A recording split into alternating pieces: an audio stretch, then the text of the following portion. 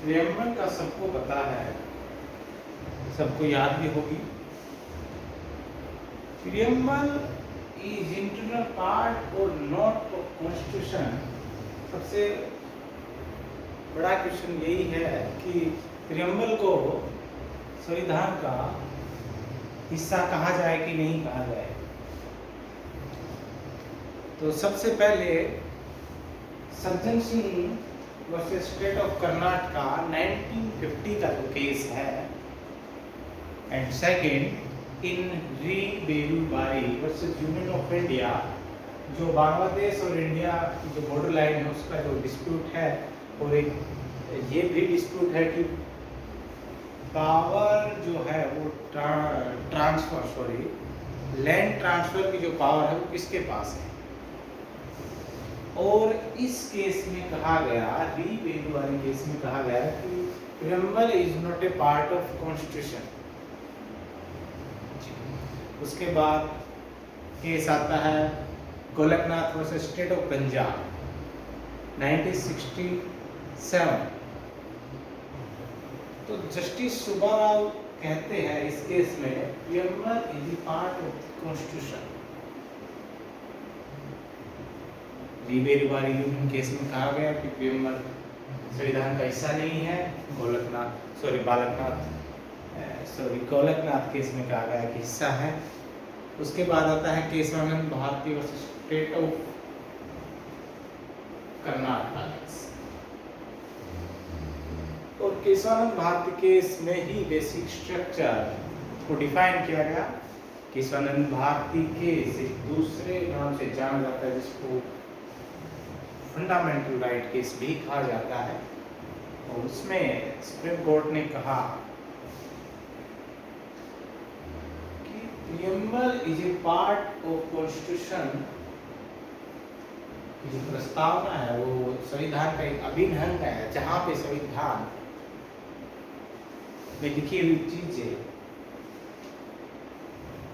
समझ नहीं आती, वहां हम उनके इंटरप्रिटेशन के लिए प्रियम्बल का सहारा ले सकते हैं। उसके बाद केस आता है SR Bommai versus union of India, जिसमें फिर से कहा गया कि preamble is considered as a necessary part of the constitution. Preamble clears following matter related to the constitution, source of constitution, object, form of constitution. बाकी इसमें सबसे अगर महत्वपूर्ण केस है केशवानंद भारती केस। फिर भी जो केस है याद करने वाला जो केस है Sajjan Singh versus state of Karnataka, जिसमें कहा गया कि प्रियम्बल पार्ट नहीं है। उसके बाद केस आता है री Berubari versus union of India, जिसमें कहा गया कि प्रियम्बल पार्ट नहीं है। उसके बाद आता है गोलकनाथ का केस आता है 1967 में, जिसमें कहा गया कि प्रियम्बल कॉन्स्टिट्यूशन का ही पार्ट है। उसके बाद आता है केशवानंद भारती केस, जिसमें प्रियम्बल ब्रॉड लेवल पे प्रियम्बल को डिफाइन किया गया कि इट इज प्रियम्बल जो है वो इसका संविधान का अभिन्न अंग है। और जहाँ भी संविधान की लैंग्वेज में आपको डाउट क्रिएट होता है, चीज़ें समझ नहीं आती, आप इंटरप्रिटेशन के लिए प्रियम्बल का सहारा ले सकते हैं। उसके बाद SR Bommai versus union of India में कहा गया कि ये जो प्रियम्बल है ये इंटेंशन बताता है, संविधान का ऑब्जेक्ट बताता है, पर्पज बताता है।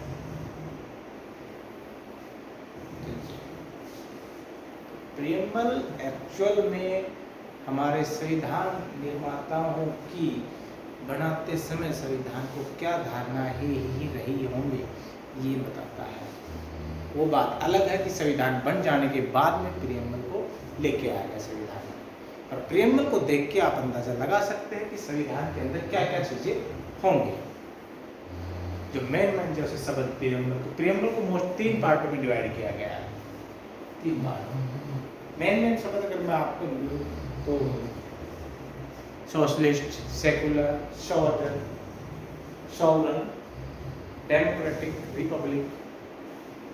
अच्छा 3 शब्द इसमें बाद में जोड़ गए, इसको अमेंड किया गया था 42 जो अमेंडमेंट था 1976 में, उसमें 3 शब्द डाले गए, सेकुलर, सोशलिज्म और इंटीग्रिटी।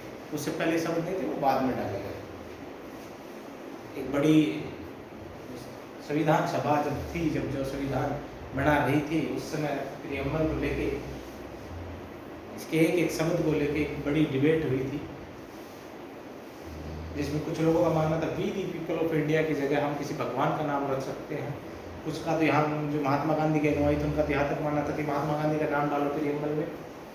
बाद में उन सभी को सहमत किया गया, डॉक्टर BR अम्बेडकर द्वारा बताया गया कि we the people of India क्यों डाला गया।